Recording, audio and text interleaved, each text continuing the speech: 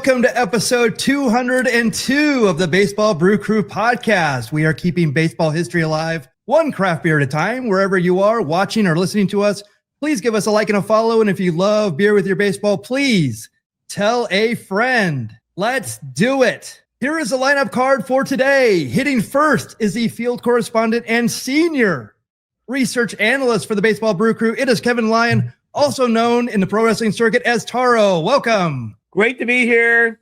How many times I'll tell you, why is it such an emphasis on senior? I think this is the only time ever I'm the youngest person on the show. You know, just to say it. It's the only time ever, although I'm 7,000 years old, apparently. Kayfabe. Well, we're glad to have you here. Hitting second is our guest for tonight. He is a meat-eating, pro-choice, sober atheist. He writes horror fiction, screenplays, and music. Please welcome our friend, Mr. Dell James. Welcome. Ooh, thank you, gentlemen. Man, that's a great introduction. You got this shit, son. Well, Dell, you know, we've actually been friends, and I love to say this, but I also hate to say it, for 30 years. Can you believe that? You know, somebody brought up to me the fact that I've been working for Guns N' Roses for 40 years. So 30 doesn't really surprise me. When was the crux of our meeting? When did we meet? What's the background? Because I think I kind of know it. Yeah, well, we have a mutual friend, and he said, hey, my buddy Dell is going to have the pay-per-view, so let's go over there and hang out. And I believe one of the shows, that it was a WCW show, I know that for sure. But I know that we watched Heroes of Wrestling one time. That pay-per-view we watched live, which was a great time. These were the days of stealing pay-per-views with magic cards for the dish box and shit like that. And you had to go to your buddy's house the night before to program the card. And literally 5 minutes before the event starts, they send a different signal. And oh my God, how many what's to happen in the main event? You know, yeah. I also did come and pick you up in Thousand Oaks. And then we drive to Tijuana to see wrestling at the Auditorio and drive back that night. And I was bleary-eyed, to say the least. And that would have been like one of Conan's extreme lucha shows with Psychosis and Halloween and Damien Say and near riots in the auditorium. Yeah, no, those were some seriously good times. Great times. Del James, I just want to ask, who's in this photograph of you, Mr. The photograph was taken at Arena Mexico before an event in November. The lady is India Sue. Mm-hmm. Okay. The gentleman with the white silver mask on is Diamond. And I hope I pronounce it right, but the tiger-ish man is Rugido. Yeah, you said it right, Rugido. Okay, that's what I thought it was. I want to make sure. And Del James, I first met you after the very first Extreme Pro Wrestling show at the Country Club in Reseda, California. That's the first time I met you in 1999. You know, I was like, yeah, it was a match. For the deep, crazy, hardcore wrestling fans like us, my understanding was you came into the wrestling, our wrestling circle of friends, that you were involved with a famous show for us, the World Wrestling Peace Festival in 1996. What was your involvement with that? This is true. Antonio Inoki was promoting a show here in Los Angeles, and he wanted to bring together all the different promotions. He wanted a show that WCW could work with AAA, could work with CMLL, could work with whomever. And there was talent from all of these different promotions in like a super mega card. I don't remember who exactly brought me in. It may have been Ron Rivera, it may have been Frank Dominguez, but somebody brought me in. And my official gig was music producer for that show. So a lot of the ring entrance music was my choosing, because I either knew the artists or I had written some of those songs, so we couldn't get sued for it. And I do remember that's the night. Some of those guys did have their music though. I remember Inoki had his music, because I remember being so excited hearing that. You know, it was more for like holes and gotcha. You know, that's the night both Chris Jericho and Chris Benoit get their WCW deals. Wow. And Jericho for sure, because Jericho wrestled Conan, and I want to say Bam Bam Bigelow. I think it was. Bam Bam Bigelow was there. Yes. Remember that show all too well. It was such an interesting just so weird, such a clusterfuck of just talent in a show. And I'm just like, so is that your first actual? I mean, not that you have so many gigs in wrestling, but was that your first formal gig in the professional wrestling business? I think that would have been my first official Right on. insider involvement. I don't know if I had done the UFC yet or not, but I was also a live television writer on UFC 12. Oh, okay. That was around the same time, I think. That sounds like a very similar time. It's all a 30-year blur where one event washes into the next. But I mean, grateful for the memories, you know. I mean, we saw Negro Casas versus Hijo de Santo, man. I mean, like we saw Jushin Liger versus Great Sasuke. That's like a dream match for us hardcore Japanese nerds in 1996. And in 96, 97, 95, 95, you know, the Super J Cup tape is the holy grail of all tapes, man. Absolutely. So like to see Sasuke versus Liger, I mean, just them coming to the ring, it gets so excited. So excited. Good shit. And I was trying to get autographs then, and Sasuke totally kayfabed all of us at the hotel where they were all saying Liger didn't care. And Sasuke's like, oh, I'm not Sasuke. And he ran upstairs. I'm like, oh, you bastard.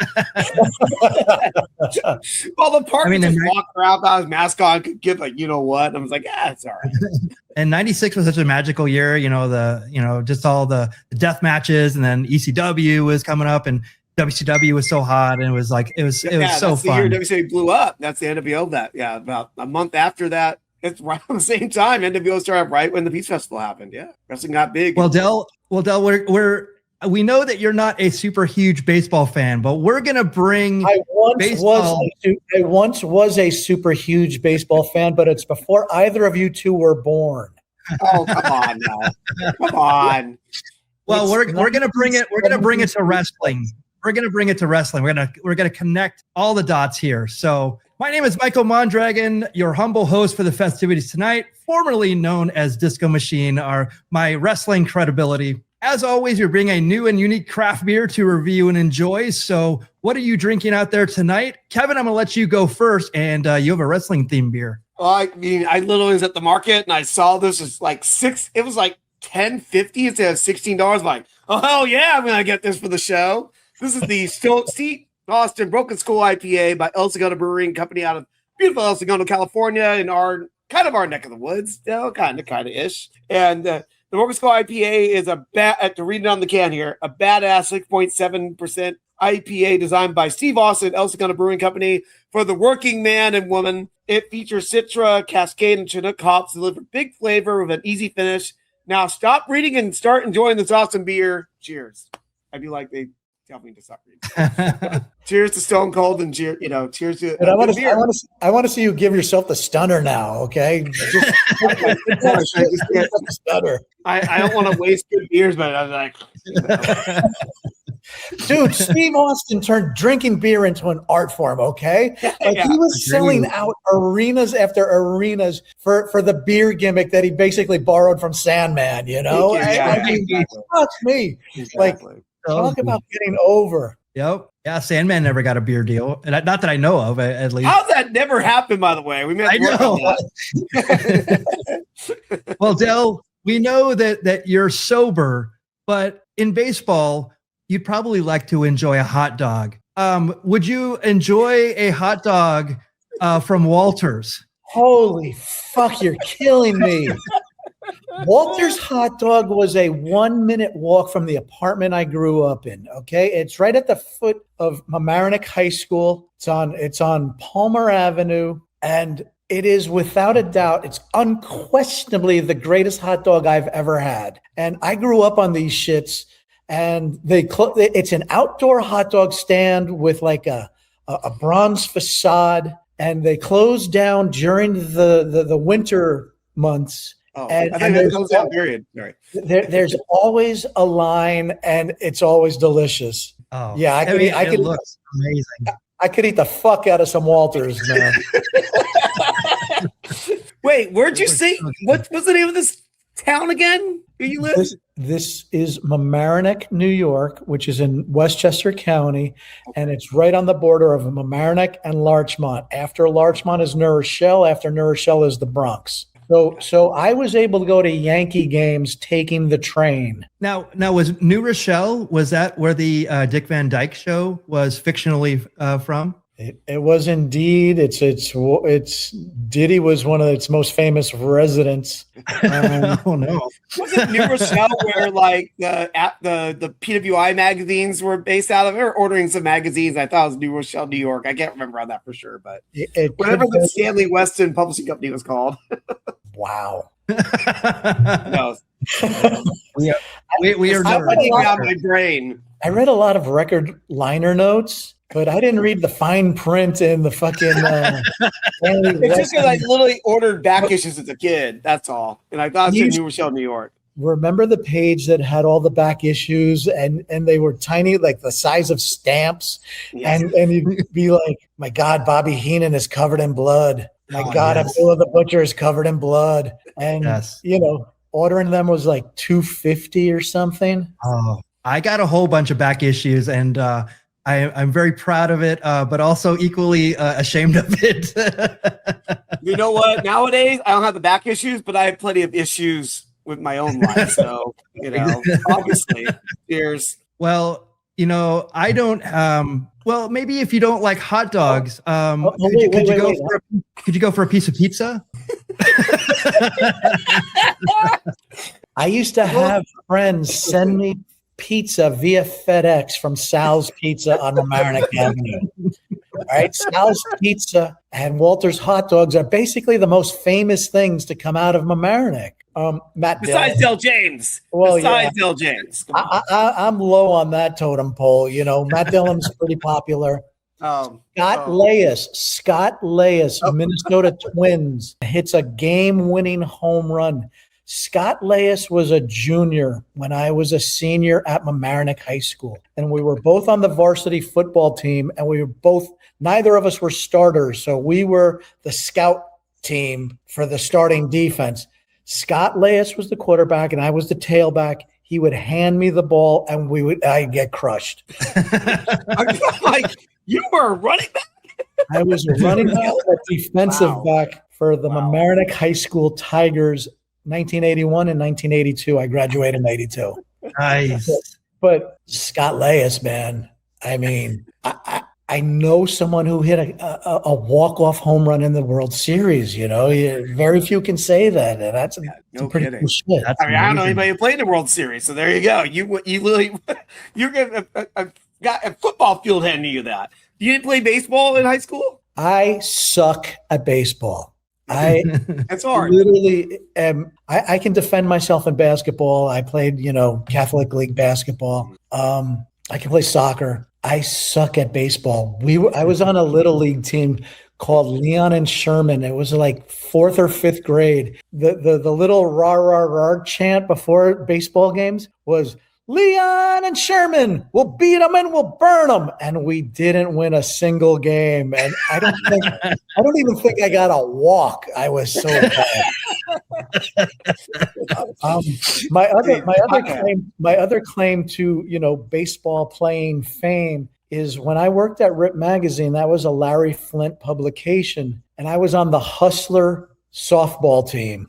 We had, oh my God, we had black T-shirts with the white letters that said Hustler on it, and was Lon Friend on the team with you? Please tell me Lon Friend was there. Lon Friend was there. A dude named Craig, who was our photo editor, was there. So some female players participated, and a lot of beers were drank back then. I can only imagine Larry Flint out there like Connie Mack. Larry would periodically come to the office, right? And that was when you had to like fly straight and chin up and all that. Do not fuck around. Well, I'm in Lon Friend's office. And I'm pretty hungover, so my feet are up on the desk. I'm just kicking back. I'm Joe Casual, and they wheel Larry into the office, and he busts me. Like, he's got the gold wheels and the bodyguard pushing him, and Larry looks at me in like disbelief, right? It's like, son, what are you doing? straighten up, look him dead in the eye, and say, "Sir, I'm fucking off." His head exploded. Any other answer would have gotten me fired, but just the sheer level of like balls and stupidity. He like motioned to the dude behind him, like, "Okay, wheel me the fuck out of here." Wow. Talk about flying into the sun. That is amazing. Oh, dude. Yeah, I have one good Larry Flint story, and that's it. I thank you for sharing it with us. Yeah, that was too good. I didn't expect to get Larry Flint mentioned on tonight's show. So No, I did not. I did not. But that'll be the least of our references here. So I don't have a beer, but I'm going to put some wrestling themed craft beers. This is a beer that Kevin had. Tell us about this one, Kevin. I remember it's like a double IPA that was 8%, and I just saw this can and I almost screamed inside the store because this brewery's based out of like Minnesota, I think, or something, somewhere in the Midwest. And we talked about this beer because I did a whole hawk thing saying, "You can't be good, be bald." Right, Del James? That's right, brother. With a can like that, you know the inside's gots to be good. I imagine, you snacked on danger and dined on death. I'm a beer drinker and you're a beer.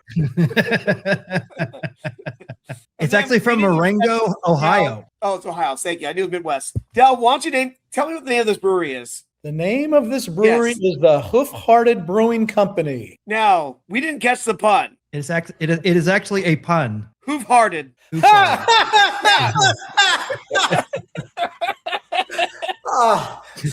We did an entire show where I did a promo in Hawk voice. The next day we're like, hoof-hearted. I want to give these people my money. I want that shirt. I want the can. I wish that's in a shirt. If that's in a shirt format, I'll look for it for you. Well, Del, it gets better because when I did the research, I actually found out that they actually have a lot of wrestling themed beers. So I saw this glass and I started looking at it. I'm just like, oh my God, this is too amazing, right? And then, of course, it had this. So a lot of breweries do this now. Yes, a lot of breweries do this now. They'll dance around it, but you know exactly what it is. I mean, the Dudley Death Hop was one by Noble that was really great. The Hazer Ramon was another one by Noble. So they'll all go around. Like a one-off, it's no merch or anything like that, but still, it's just really fun because, like, oh, you know, the brewer's a worker, brother, or loves the wrestling, dude. The insider love and just sheer ballsiness of some of these things. It's fantastic. I've been sober since '92, and I'm ready to fall off the wagon just to get my. Oh no! I didn't mean to do that, sir. It only took 20 minutes. Well, this is a perfect way to segue from cartoons to a graphic novel. Consensual Violence. I own it, and it is awesome. And Del, tell us more about this this amazing piece of work. I will tell you more if we put on our thinking caps, because it's about that time. All right.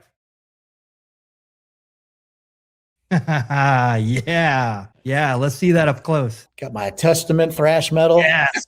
Baseball cap on. Nice. Love it. We both have New York. There we go. Different bureaus, but we got Brooklyn and we got Queens, Flushing representing. Good job. Okay, so both of you gentlemen know that I love professional wrestling, and Consensual Violence started off as a movie script. I watched an El Santo Blue Demon film and just love the fact that these muscular dudes are walking around whatever city they're walking around in with their masks on and wearing suits with capes and shit.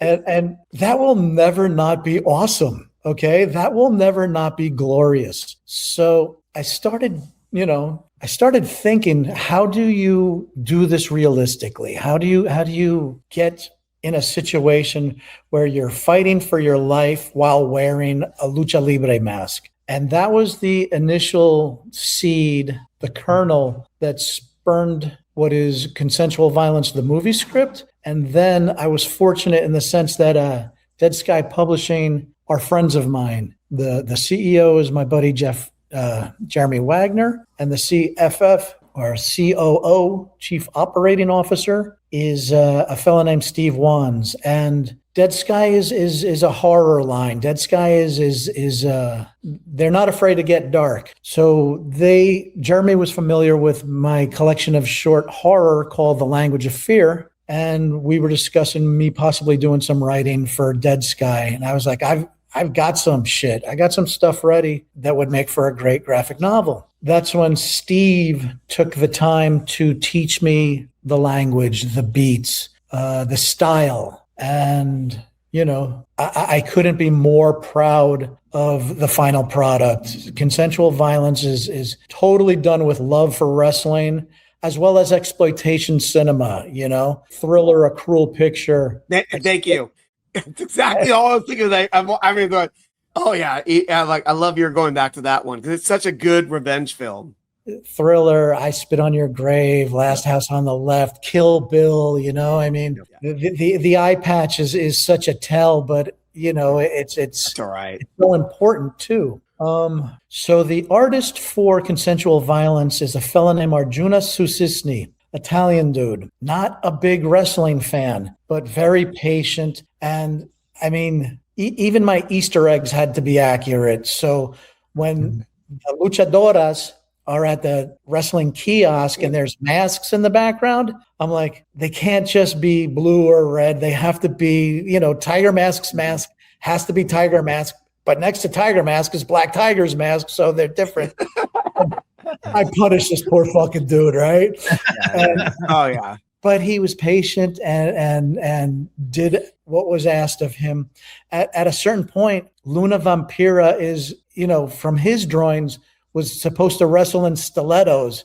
And I'm like, no. What? Oh, God. He didn't know any better. Yeah. So I'm like, she has to have wrestling boots on. And once something was pointed out, he fixed it and just slammed with the artwork. Now, the artist and the colorist are two different people with two different skills. Okay. The colorist is a lady named Julia Brusco, who has a lot of really big comic book credits to her name. And that we got her, it has a certain grit to it. It has a certain grimy feel that is essential to this story, and she captured it perfectly. So between Jeremy, Steve, Mike Fiorentino, who was the letterer, Arjuna, Julia, and myself, together we made a pretty cool thing. I totally agree. And the color that you talk about, it starts out in this like really awesome like red color. It eventually transitions into other colors, and then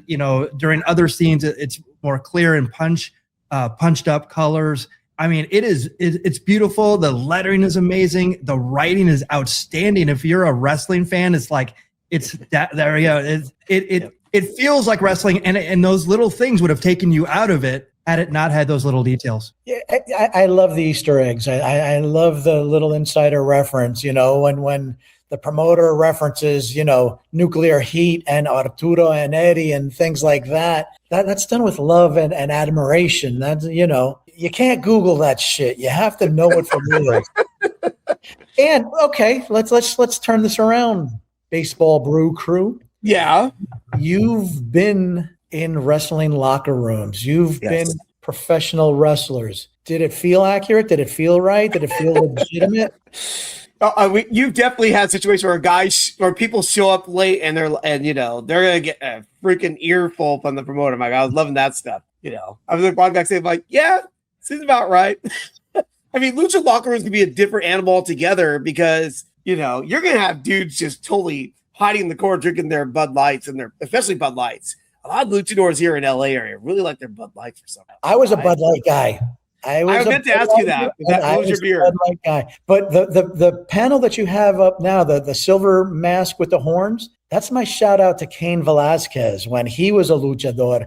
And I am beyond thrilled that man is out of prison now. There's ways of handling things, but there's also compassion for victims and understanding why somebody might do what they did. And Cain is a motherfucking hero. That's awesome. Well, speaking of being yelled at by a promoter, I won't say yelled at. I got a talking to by Conan.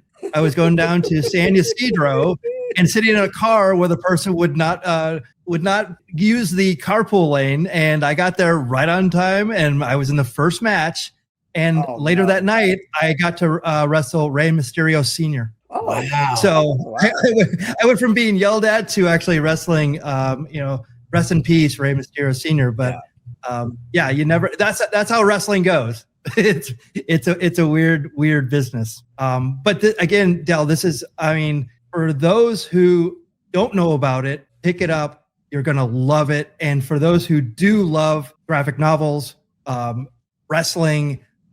It's a really great read and definitely one of my favorites. And I'm totally biased here, but I'm being really truthful.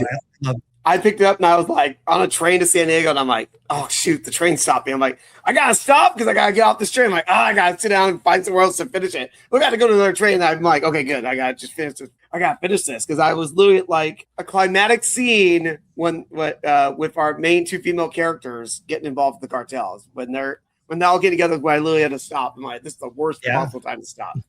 But it's a really fun read. And Michael Mondragon.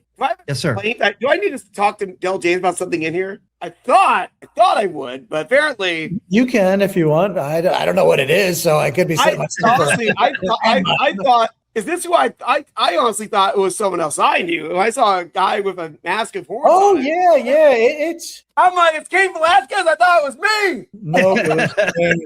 You know why I thought it was me? Because I thought I saw the word Taro in there. And I did drop Taro in there. I did drop Taro in there. You did put the name in there. That's what threw me off when I saw this guy. And then I read, wait, you're having me lose, getting destroyed, beat up by, what was that guy's name? Hellblazer. Hellblazer? Who the hell is Hellblazer? What kind of jabroni name is that you made up? There's no way that's that real wrestler. You want to know why I couldn't use your mask? Because you are a copyright infringement. Oh, good Lord. Good Lord. Actually, and it's actually listed as Toro in the magazine. Yeah. Yes. Well, that's why legit I went from Ultra Taro Jr. to Taro and changed the mask slightly because of that reason. Because Ultraman got in trouble. And I'm like, I'll just be Taro. No one can say Ultra Taro anyway. But my point is, if you could have Toro job out to somebody, could have at least been Super Dragon. Or better yet, how about Disco Machine up there above me on the panel here? You know, I think Disco Machine will be in the sequel. Not that. I want to get that. Whoever the heck Hellblazer is, that jabroni.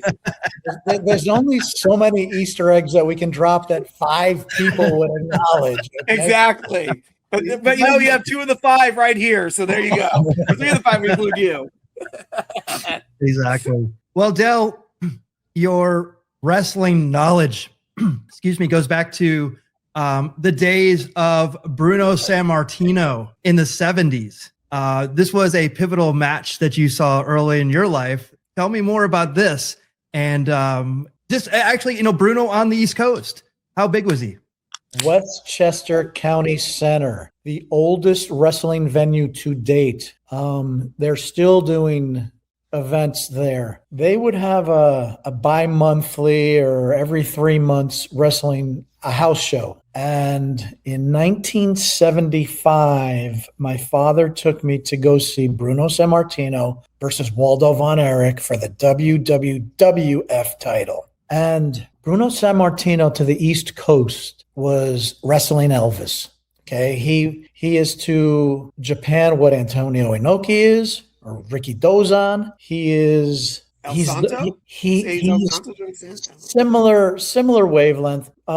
He's wrestling royalty, selling out Madison Square Garden for 11 years in a row, and the formula was so simple. Bruno's the blue collar, salt of the earth champion who's a powerhouse. And month after month, villains would be brought in, and the villains would get built up on WOR Channel 9 television at midnight in New York. And you'd see Ernie Ladd, you'd see Waldo Von Erich, you'd see Spiros Arion, you'd see Stan Hansen, and they'd accumulate their wins and they'd talk trash like only the villains, as well as the villain managers. This is where the Grand Wizard plays such an important part. This is where Captain Lou Albano and Classy Freddie Blassie are selling the fights So you buy the tickets, and we bought them religiously. We bought them constantly. So not only did I see Bruno defend against Waldo Von Erich, I also saw him defend the belt against Blackjack Mulligan. Mulligan and Lanza were together as the Blackjacks, and for some reason at this house show, Bruno defended against Mulligan. And I mean, these are steamy, smoky, grimy, dark events that have a certain just vibe to them that it can never be duplicated because, there's too much technology. There's too much advancement. It's not as primitive as it was. Waldo did Bruno wrong. Now Bruno must smash him. I got it. Don't tell me twice. Let's go, Bruno. Now, this tells you how big Bruno was. So let's merge this with baseball. Let's go to Shea Stadium, where I got my Mets cap on. So the showdown at Shea in 72. So it's Bruno, Pedro Morales, but this card is, was it still seedy back then, even though it was in Shea Stadium? 72 was probably a little bit before my time of fandom, but I'm aware of this match. And they ran Shea on more than one occasion, Bruno versus Larry Zbyszko, right? And as part of the Antonio Inoki versus Muhammad Ali. Don't worry, we're getting there. we're getting there. And it was Andre versus Chuck Wepner, correct? Yes. Yeah, I believe so. Yes, I'm not sure. Chuck Wepner is the influence that Sylvester Stallone used when writing the first Rocky movie. Oh. And famously, this show was tanking. Like, no one was buying tickets to see Ali Inoki on the screen. And I think it was literally like 6 weeks before this is when Stan broke Bruno's neck. And they're pressuring Bruno, please, we need you for this. We need you. And the guy's in the hospital, and they egged him on. Vince Sr. He had that. I guess that's where Vince Jr. maybe got it from, because Vince Jr. was definitely on everybody's butt all the time. But Vince Sr. was like, come on, we need you. And he came back, and I think they really did like a 3-4 minute thing where he just destroyed Stan, didn't take a bump at all. And that's what drew the house. I remember watching television. Because 76, I'm pretty regularly watching the midnight broadcast. And there was an interview, and there was a promo where Freddie Blassie and Stan Hansen are together, and Hansen taps the lariat and coins fell out of it. So every kid on the East Coast was like, not only did he break Bruno's neck, he did it with a foreign object. We must see the revenge match. We must see this. And that's what saved this show. Obviously, it was Bruno Stan. That saved this show. It was going to be a disaster, even with Andre Chuck Wepner on. And was there a Bruno versus Zbyszko at? Oh yeah, there it is. Yep. Yeah, look at that. Yeah. That's be his cage match. And that Hogan versus Andre match made it to a lot of home video. Yeah. So did Bruno. The cage match, Bruno and Larry. I definitely remember seeing that on Coliseum video when I was a kid in the mid 80s, I don't remember what it was on, but like, oh my God, they're wrestling at the Mets Stadium. It's like, what? And that's a loaded show. Right. I mean, look at all that. But you also got to remember Grand Funk Railroad sold out Shea Stadium with Humble Pie opening, the Beatles at Shea. Beatles, There was boxing at Shea. So we were at a baseball game. We were at the Mets versus the St. Louis Cardinals. This kid on my block named Keith was a huge St. Louis Cardinals fan. And he took like 4 of us, me, my friend Michael, Keith's brother or something like that. This is 70s. This is 76, 75, 77, somewhere around there. And it's a double header. So it's, it's a lot of baseball. Yes. And people are dwindling, and we're not leaving because it's Keith's party, and St. Louis Cardinals are playing. Big McBride, okay? Shit like that. Oh, my gosh. There you go. Yes. Now we're talking. So you named a Cardinal. I'm proud of you, Del. So a foul ball gets hit to us, and I don't know if Keith winds up with the ball, right? And he's so happy. He's so proud. And him and Michael are putzing around with this baseball. and somehow Michael kicked it, and like it was like a wrist shot in hockey. The ball took off and went over the stairs. So now it's this mad rush to get the sacred ball that's, in a whole different section, making its way towards the parking lot. And we fucking got that ball back. Yeah. Redemption story. I like it. Wow. That's amazing. I think Keith would have killed Michael had we not got that ball back. You know what I love on this flyer, by the way? You can't get tickets at Shea Stadium. You have to go to Madison Square Garden or Ticketron.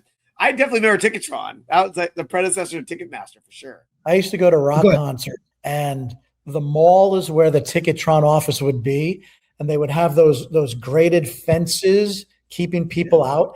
And at 5 o'clock, 6 o'clock in the morning, concert goers would start lining up to get the best seats for Judas Priest. And so finally the mall would open at 9 o'clock, and the gate would go up slowly.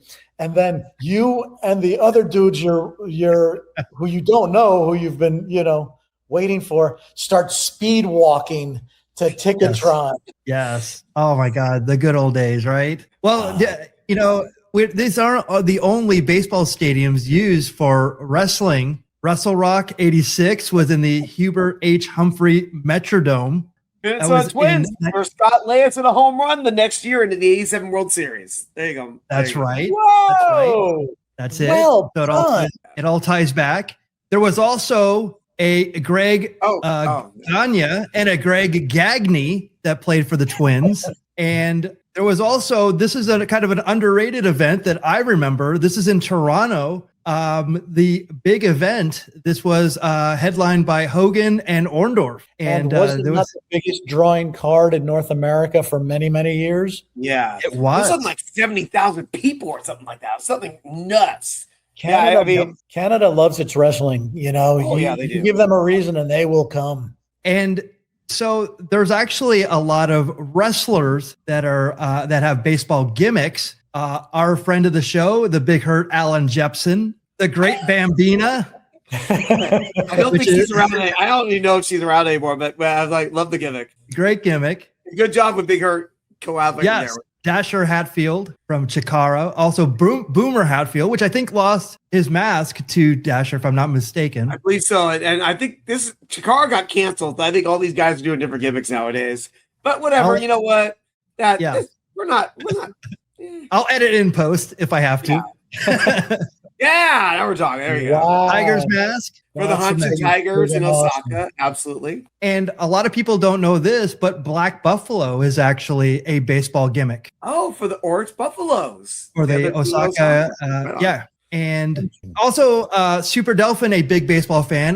When I was in Osaka Pro in 2004, I did play baseball on the company team. And that was a lot of fun. They're all baseball fans. By the way, the wrestling and baseball, and rock and roll and pop culture, it's all tied into each other. Naruki Doi actually started out with a baseball gimmick for the Tokyo Giants.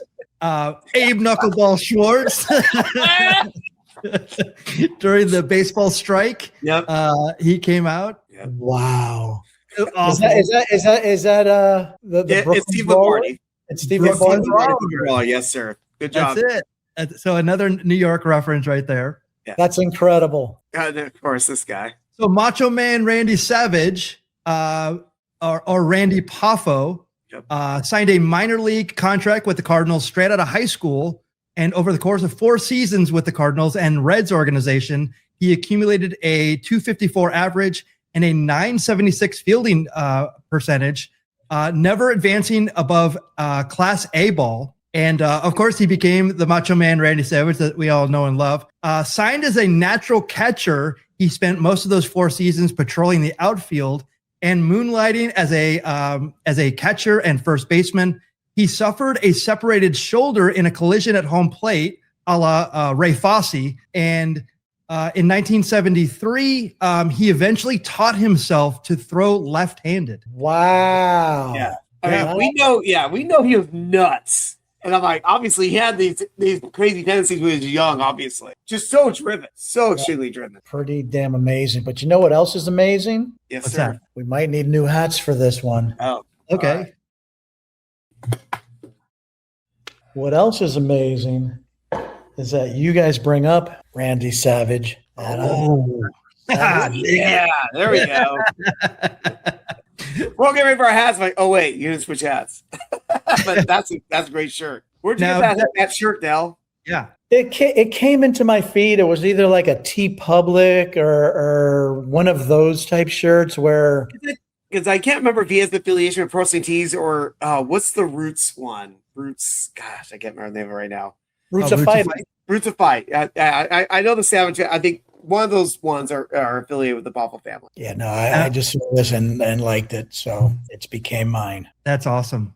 Now, Del, you may not know this one. This is actually kind of a deep cut as well. So did you know that the American Dream, Dustin Rhodes, has a baseball background, baby? No, I would have assumed West Texas football, perhaps, but not baseball. Do tell. Okay. Well, first of all, I have to show a picture that I saw in Pro Wrestling Illustrated, which I will never get out of my mind. Oh, no. It's this one at the charity softball game. Yeah, he decided not to wear pants. And it's funny because it says Championship Wrestling Tampa Bay Buccaneers. So it's some sort of charity softball that's game. Brian Blair on the right, isn't it? Yeah, that's B. Brian Blair, and then on the left, Jerry Lawler. It is Jerry Lawler. Well, Jerry Lawler was a softball guy too, but okay. But So is Psycho Sid. So Sid Vicious. Yes, we know that. But you know what's missing from these guys? Should each have like Winston's rolled up in their sleeves. And I agree. Lawler I mean, it's living. It's American as fuck. Yeah. But, Yeah. Oh yeah. I mean, there's another picture of Dusty playing golf with the same attire on. This is what seemed to be his go-to outfit. But he actually did play baseball. So he played baseball and football at West Texas State, now known as West Texas A&M University. wow. And I do want to bring up, don't affiliate him with the Dusty Rhodes way on the New York Giants in the 1950s. You mean this one? Yeah, exactly. I knew where you're going. Yes, this was a World Series champion in 1954. James Dusty Rhodes, not the American Dream.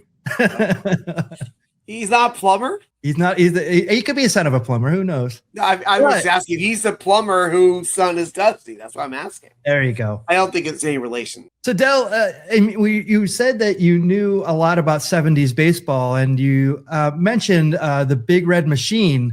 The Hit King, Pete Rose, actually has a wrestling background, known for his feud with Kane and being in the WWE Hall of Fame. He is a Hall of Famer, but Yes. the Big Red Machine was Johnny Bench, Tony Perez, Yes. Joe Morgan, Yes. Davey Concepcion, and Pete Rose third. And the outfield was George Foster, Ken Griffey Sr., and Cesar fucking Geronimo. Wow. Bravo, sir. Oh my God. Those red team, and also going up against the Oakland A's. Yeah. I mean, at that point in time, baseball was the be-all, end-all. Baseball was America's sport, and every red-blooded American followed baseball religiously. We played Stratomatic baseball, which was this card game with dice. And because baseball is so mathematical, it was very accurate to reality. And you could play a game of Stratomatic baseball in like 15 minutes, the full 9 innings, and it was satisfactory. We used to go to baseball games and keep score and learned how to do the little checks and all of that stuff. We knew the numbers that matched up to the position, Yeah, So baseball was crucial in the 70s. Yeah. And you also got to remember in 77, Son of Sam, the Blackout. Yep. New York is a crazy fucking place to be at that time. And that, for the first time in my life, that the Yankees have hope. We were pretty hopeless with Bobby Mercer and dudes like that. But those 77 Yankees, and I can name them as well, Thurman Munson, Chris Chambliss, Willie Randolph, Bucky Dent. They would take Bucky Dent out for defensive purposes with Fred the Chicken Stanley, Craig Nettles on third, Mickey Rivers in center, Reggie Jackson, and Roy White. Wow. Yeah. Whoa. I mean, I would struggle to know, 5 of the Yankees that played in the World Series 2 seasons ago. I would struggle, but the 70s, man, was so. So, and Dell, let me ask you this, because a big thing that led to Reggie signing with the Yankees was in 76, the Yankees got swept by the Reds. What's the temperament of New York baseball? Because that's the first time the Yankees made the series in over a decade. Yeah. The Yankees were struggling, and then George Steinbrenner took over and changed everything. Yeah, and the Yankees are such a deep part of the culture. All of the New York teams are now, but back then, the Yankees were definitely the premier organization, and you got the New York Times as well as the New York Post to read the articles about the team. It was a magical era. Ron Guidry. Yes, the Gator. Louisiana Lightning. Ken Holtzman, who they got as a free agent from the Oakland A's. Captain You didn't know anything about baseball. No. You're right in our time period in the 70s. So over there in Westchester County, did no one care about the Mets at all? No, the Mets were the amazing Mets of '69 are charming, and Queens embraced it because that's where the stadium was. So that was their backyard team. That was their home team. But generally speaking, most folks are Yankees fans. Okay. Met fans are diehard Met fans, and respect to them for that. And, when the Mets win the World Series, Yankee fans don't hate on them. They just don't fucking care. All right, Del, who is the manager of the Big Red Machine? Oh, I can't remember. Sparky Anderson. Yep. That's all right. Yeah. I was seeing a white-haired man, but who was like 35, mind you. At 35 at that time, which is kind of nuts. Sparky Anderson was Tommy Lasorda before Tommy Lasorda. That's right. Pretty close. So baseball has also a tradition of letting wrestlers throw out the first pitch. Here's a myriad of that. There's also these. So there's quite a few in here. Japan also has a tradition. You see Shinsuke Nakamura up there in the upper left. For the Rangers, no less. Yes, for the Rangers. Go figure. I think that's when Yu Darvish was pitching for the Rangers. So this is Carl Anderson throwing out the first pitch for the Cincinnati Reds, who we were just talking about. He's a big, and he's friend of the show. Hopefully we'll have him on talking about this and other things. That's Bronson Arroyo, who won a World Series with the Red Sox. There's Shinsuke Nakamura throwing the first pitch in Japan. And wearing the Intercontinental belt. Yes. Wow. Is that the Intercontinental, or is that an IG? I think it is with the white outer. I think it's the Intercontinental. Yes, because Okada also a belt holder. And Japan does it right. So let's take a look at this. 経験があるということで。お、それでは準備ができたようなので行きましょうか。中心サンダーライガー選手、ファーストピッチお願いします。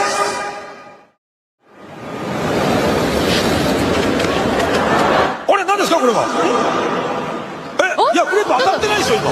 怒ってる。いや今当たってないですよ今。何それ何これちょっと待って。俺トラッキーも跳ね飛ばして。何ですか。デッドボールで乱闘。乱闘ですか。トラッキー止めてる。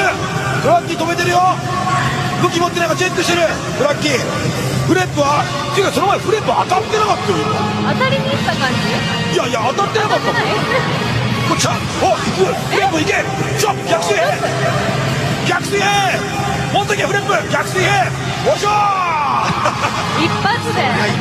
お何ですかマスターカードロメロスペシャル逆さ釣り店長行っちゃいますか行くんですかうわーこれもライガース得意技ですからギブアップフレップギブアップノーギブアップ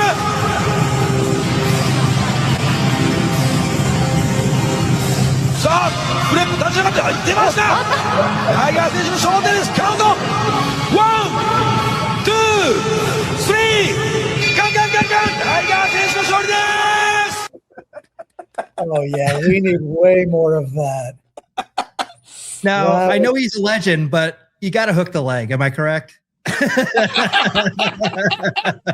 We used to say in PWG early commentaries, we would say, if you don't hook the leg, that's a $25 Yeah, fine. we'd have like a kangaroo in our Easter egg commentary at PWG shows. What was the PWG show that I went to in Burbank? Do you recall? I You went to remember- one of the Dragon Gate. You went, I think, the first time the Dragon Gate guys came in, like, in 2006. Kagetora was on that show. I think Stoker Ishikawa was on that show. You know, Yeah. it was right by the Fries. I remember the Fries was next door. The Fries. Yeah, Don Fuji might have been on that show. Yeah. Yeah, there was a lot of Japanese contingent. That was the first time we had the Dragon Gate connection. That's It was right. crazy that we were able to pull that. But I also want to scene. say, I remember some California independent wrestling with like Bryan Danielson and AJ Styles. Yeah. Pat. That was around the time Pat first came in, who now is in AEW. I think we were the first people who. I say we. I'm sorry. I'm not PWG ownership. I'm just really my family. But Yes. PWG is the first company that brought Pac over from England. We were just hearing about this guy. Like, who is this guy? The man that gravity forgot. One of like the greatest things I've heard in wrestling. Yeah. And he's still going 20 years later. Yeah, when I picked him up at LAX, he was he wasn't what he is now. He's like he's insane shape right now, but he was like He is massive. It's Yeah. insane. He gets bigger every week somehow. And he can still fly. He can still fly That's incredibly exactly well. it. It doesn't slow him down. You know, he can still do all the aerial maneuvers. It's incredible. Well, we have a segment, Del, and it's called "Hey, What Happened?"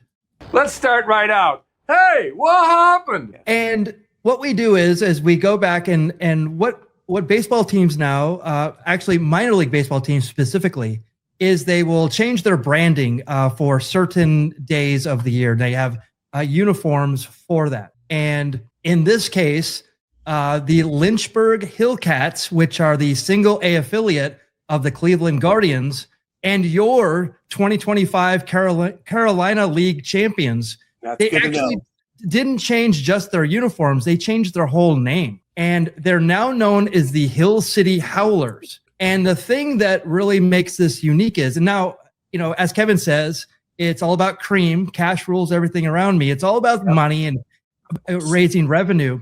But this is kind of an interesting way that they're kind of taking this. So you have Indy the werewolf, but they also have Murray the mummy, Daisy the bride there. Oh, and Victor the vampire, Gilly the creature. So they actually have other creatures that they're going to incorporate into this, which is outstanding. And Del, if you were able to design an identity or mascot for baseball, what would you do?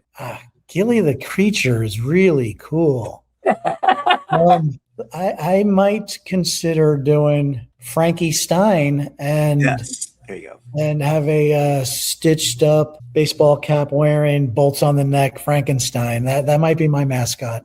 It might be the Herman Munster episode when he played on the Dodgers. Oh, that would be amazing. That's a really good one. That's right. For anybody who knows what the Munsters are, is a TV show about this monster family, and Herman Munster tried out for the Dodgers famously. Fred Gwynn. Fred Gwynn. Gwynn. The legendary Fred Gwynn, Western Power Fred Gwynn. Yes. That's an amazing one. I love that a lot. Well, we might have to do another hat change for this next one that I'm going to show you. Oh.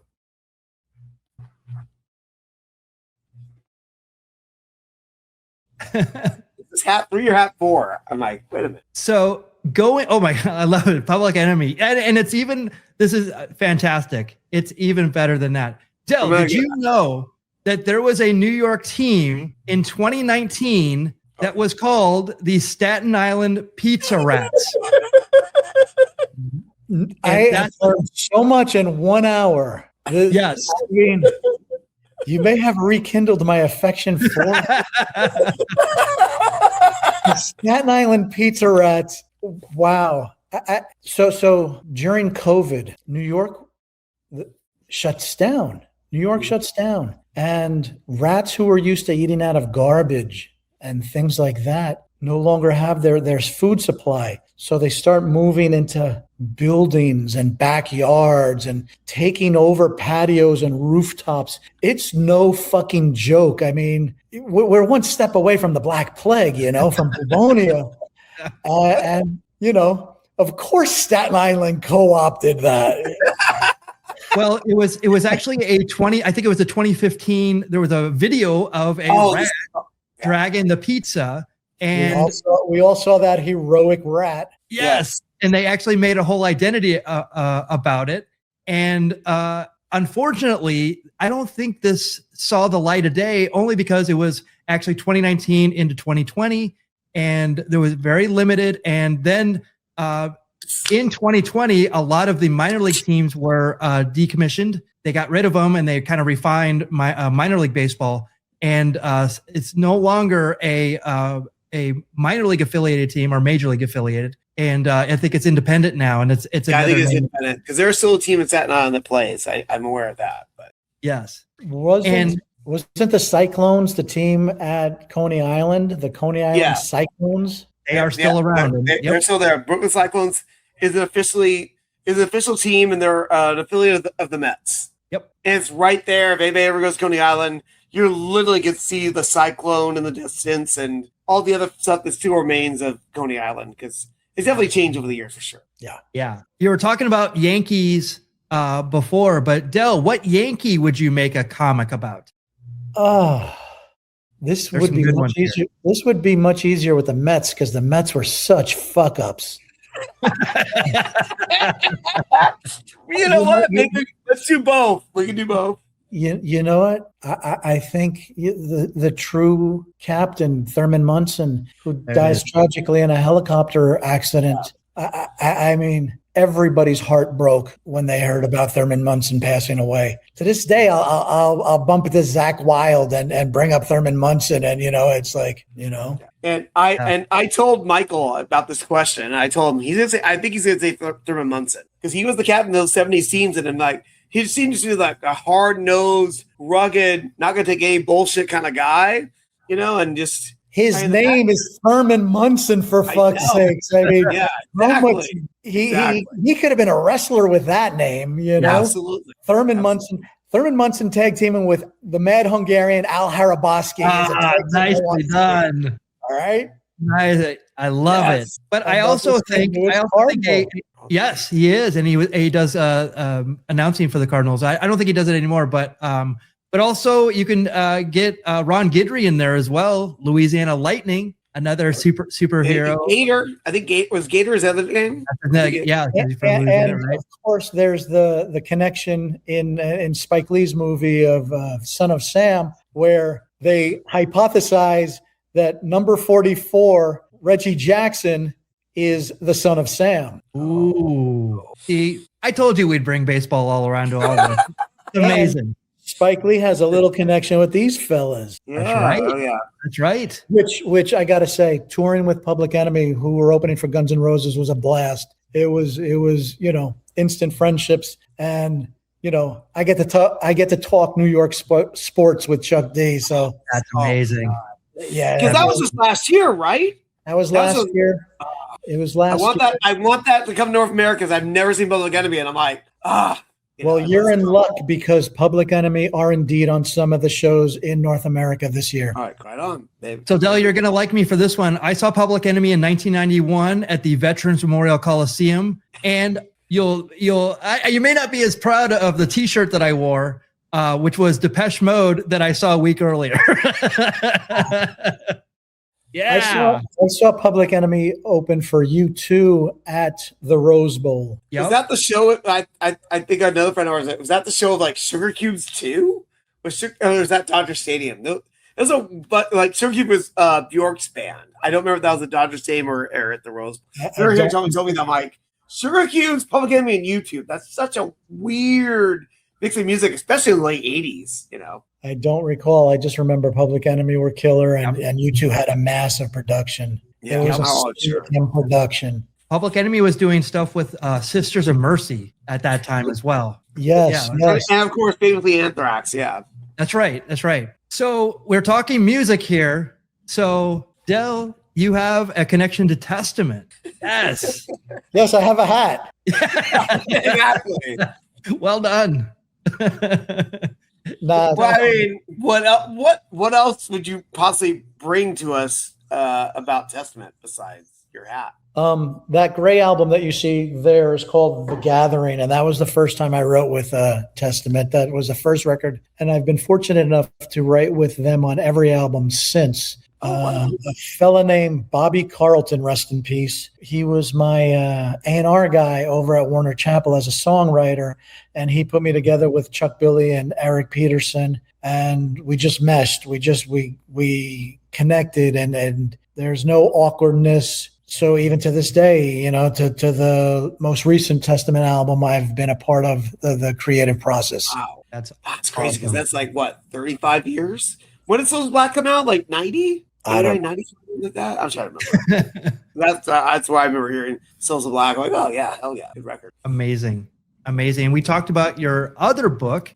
Is this coming back out? It's on print on demand on Amazon. So anybody who wants it can order a copy. The first edition of The Language of Fear went out of print. And I don't know if that means all the copies sold or they got trashed and, were marked up as losses by the Dell Abyss line, but you couldn't get it. You could no longer get it. And it started showing up on eBay for $300, $400 for a fucking paperback. Jesus. And I felt bad about that. I felt uncomfortable, and friends of mine, hey, I'd like to read your book. Well, you can't. There are none, So when the opportunity to put it back into print presented itself, I jumped at it, There was no advance for the second edition or the second printing or anything like that. It was just done so that anybody who wants it can read it. What did you do with this video? That video is for The Garden. We filmed it in 1993 in Manhattan. We were on the MGM Grand when I'm certain, Axel's like, we want to make a video for The Garden and we don't want to perform. Figure it out. Yeah, right? So, Yeah. So, I was a co-writer on the song The Garden. I'm familiar with it. I'm familiar with the city. So let's just go shoot some cool imagery. And Axel on the subway is kind of pretty fucking cool. Absolutely. So we went to one subway entrance and then 2 stops down had security at the other one. And that was all the shooting that we got. One stop, next stop off, into the car, done. Wow. I totally believe it. No permits, totally guerrilla style. Of course. Even though it's one of the biggest rock and roll bands in the world, Dude, just got off that stadium tour with Metallica. Yep. I was there. Doing the Skin and Bones tour in 93. And yeah, whoever was on the subway car was also on the subway car while we're filming them and shit like That's that. amazing. Yeah. So now, Del, my understanding was this is a very controversial video that it was only, why is that? You are 100% correct. So knowing the city and loving the sleazy side of it, I filmed at the sex shops. I filmed a lot of risque dancers and whatnot to create a vibe reminiscent of the song. And, it's not inspired by, smiley, happy things. It's kind of dark. So it was deemed too dark by the powers at MTV to show before 11 p.m. So I hold the distinction of directing the first video that MTV would still show. They just wouldn't show it, when anybody was awake. Oh, was Headbangers Ball still around then, wasn't it? Yeah. Madonna's video is the second video to get that same treatment. Wow. We'll show it probably after 11. What was that Bo or just my left? Oh no, that would have been after that. So I'm trying to remember what that would have been. It was a sexy black and white one. Oh, okay. Oh yeah, I can see. Yeah, add that up. Well, yeah, we went to the Limelight and just me, the cameraman, and we knew people there. It's like, do you mind if we film? And just talking to random chicks. We don't even have a I didn't have float or anything. Like, do we get a video? Would you two mind making out? Let me You show were you. Girls Gone Wild in the early 90s, Bill. These chicks were so team players. They're like, we'll show you how it's done. You know, Wow. you want Yeah, the we got safety and you. R. Good job. Love it. I think we may have given them tickets to the show if they, chose Good to job. go. That's the way to do it, obviously. I Was love it. Limelight one of those sleazy clubs at Times Square that no longer exist then? Limelight is indeed one of those sleazy rock clubs where you could see bands and see chicks dance in cages in like shark Hell and it gets shut down because there was so much cocaine being run in and out of the club. And I mean, you just walked in and your heart rate started fucking going a little fast regardless. Is it now that I segue to Daryl Strawberry and Steve Howe? Oh, Hell yeah. No. I'm not going to do that. I'm not going to do that. Dr. K, aka Dr. C. There you go. Doc Gooden. Okay, so you've been behind the camera, but you've also been in front of the camera as well. This is true. This is very true. I was a paid extra in the bar scenes of Roadhouse. Me and a gentleman named Danny Clark, who was in a band called Asphalt Ballet. He and I got to sit for about a week or a little less than a week in this bar, watch Terry Funk fight and Jeff Healey play guitar in between takes. It was, I'm getting paid for this shit, right? I mean, my broke ass is getting paid for this. It's amazing. So segue to another Patrick Swayze story.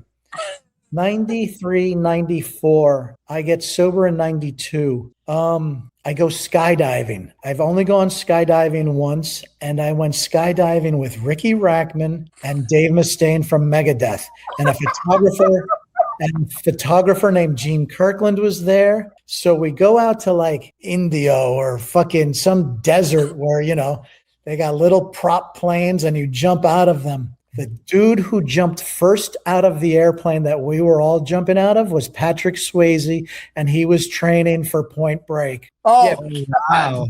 Oh my God. Yeah. That's insane. Yeah, because Point Break came out not long after Roadhouse. It's kind of similar time frame. I want to say Roadhouse 89-ish. No.